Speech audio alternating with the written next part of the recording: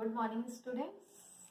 Miss Diksha Maurya, and today I am going to teach computer lesson 1 of class 5 evolution of computers. First, you have to open your books. You will read the chapter, then only you will understand it properly. I will explain here. You have to read from your book, and if any query is there, you can ask me. Now, I am going to explain the first chapter, that is evolution of computer. Now computer, already you know what is a computer. Computer is an electronic machine that takes input, process it and gives the output. Now you will study about evolution of computer. Do you know what is the meaning of evolution?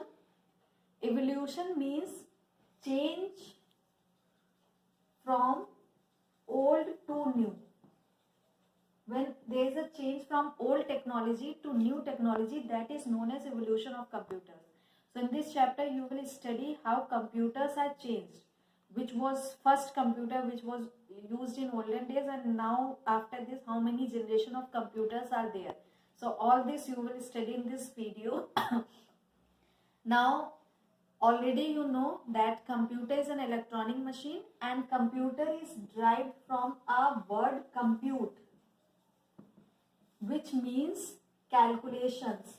So today computer is used for doing any kind of calculations. So many types of calculations, so many science and technologies. It is used for so many work. It is used in offices, banks, everywhere. Today we see computer is used. So today we will study about different types of computer. We will study of history of computers. Now first device, that calculating device that we are going to study, which was the first calculating device, or you can say which was the first computer, that is abacus. So today first we will study the first computer, or you can say the first device which was used for calculation, that is abacus, and it was developed in China. The shape of abacus is like this. It is made up of wood and rods are there, and in these rods beads are there. Downside 5 beads are there, and upside 2 beads are there.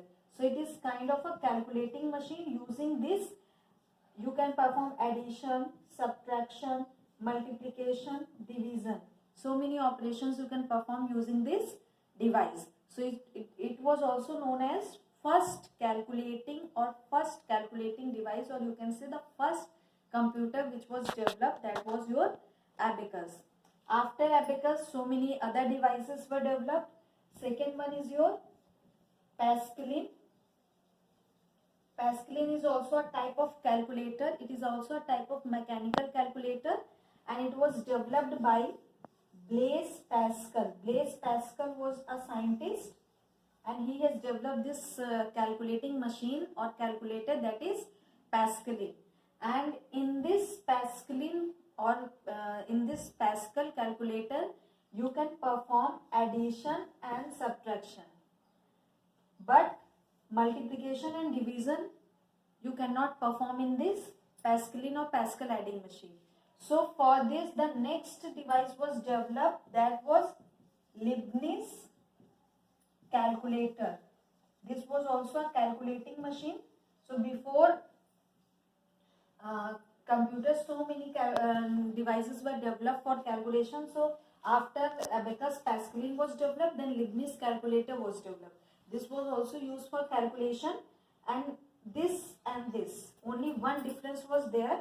It can do addition, subtraction, multiplication and division all. Only this difference was there between Pascaline and Leibniz calculator. And this Leibniz calculator was developed by a scientist whose name was Leibniz, and he was a German mathematician. And both the devices, both were mechanical calculators.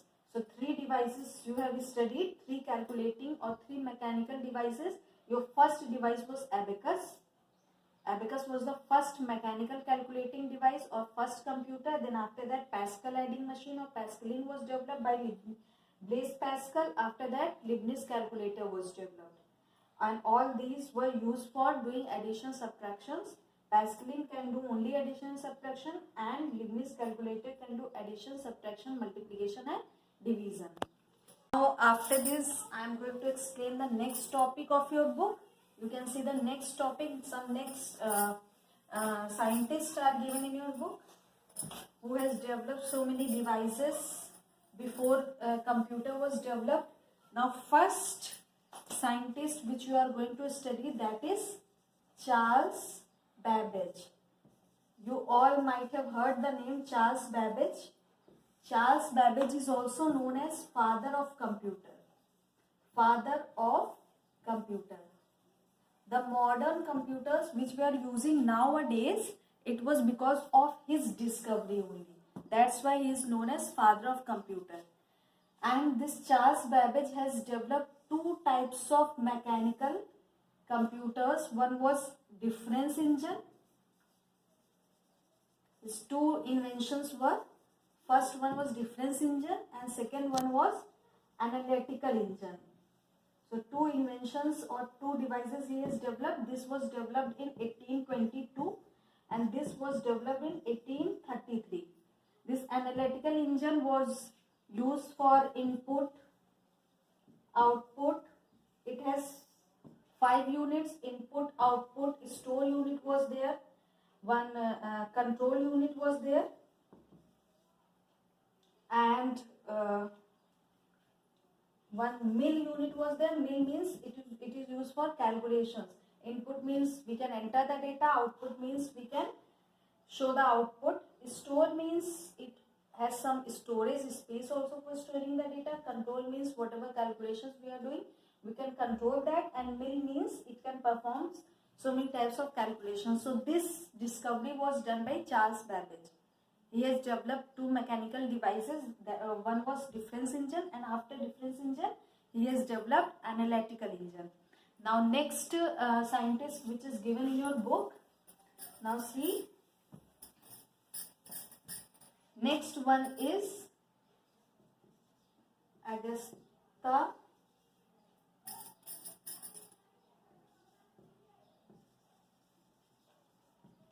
Ada Lovelace.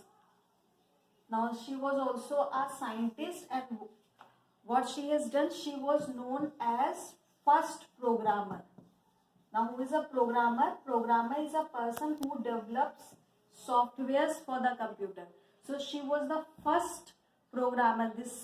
She was known as the first programmer, and she was an English mathematician, and she has also given binary digits 0 and 1. She has also used this concept also in her programming, that is 0 and 1 concept. Now next one, next scientist which is given in your book is George Boole. So now see, who was he? George Boole. You will read all this from the book, all these scientists which are given. Now George Boole was there. George Boole was also an English mathematician, and he has also given the concept of binary digits, but he has used that for negative and positive. Means if 0 is there, if 0 binary digit we are getting, then that means negative. If 1 binary digit is there, that is known as positive. Binary digits, there are 2 binary digits, 0 and 1. So according to George Boole, 0 means negative and 1 means positive. Wherever this technique was used, so he considered 0 as negative and 1 as positive. Now next one, next scientist is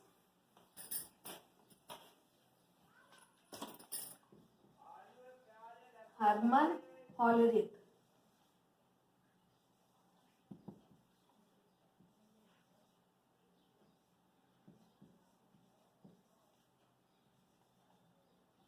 Now what he has developed? He has developed one machine that was known as tabulating machine. Okay, it was also a type of calculator, tabulating machine. And in this, punch card were used for entering the data. Punch cards were there, and that cards were punched and then data was entered and then calculation was done. So the name of the device which he has developed, that is known as tabulating machine, and he was a American statistician. And this tabulating machine, input output processing of the data, storage of the data, everything can be done. Now next scientist is Howard Aiken. He was also a scientist and he has developed one calculating machine or computer that was known as Mark I, and he was a employee in IBM company, and he was an engineer there, and he has developed one Mark I calculator, or you can say Mark I computer. Now next scientist which is given in your book is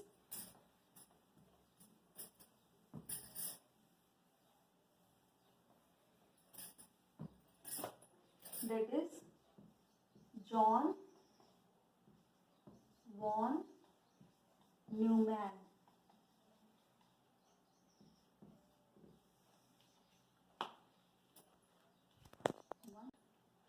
Now next scientist is John von Neumann.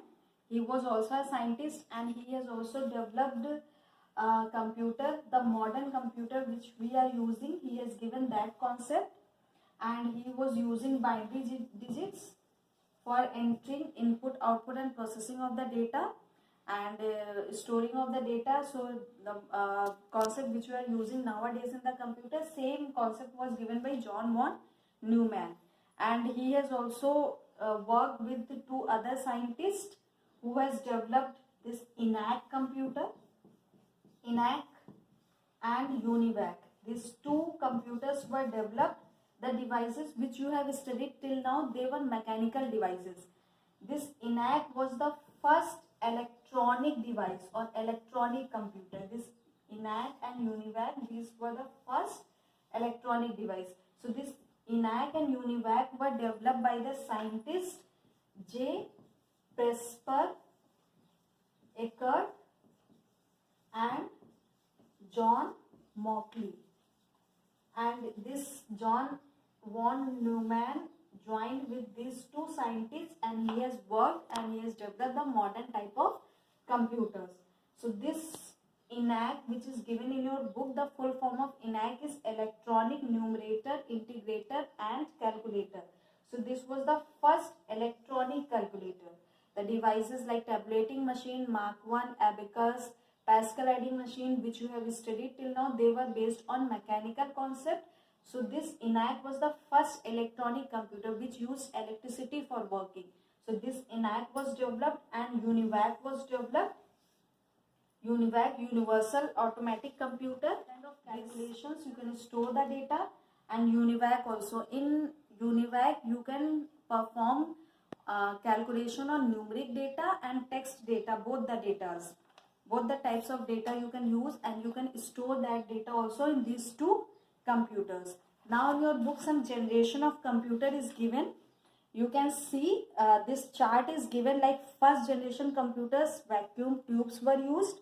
Second generation computers were transistors, and this data input punch card and paper tapes were used. Output was given through printouts. So this chart you have to read properly. These examples of this generation of computer is given.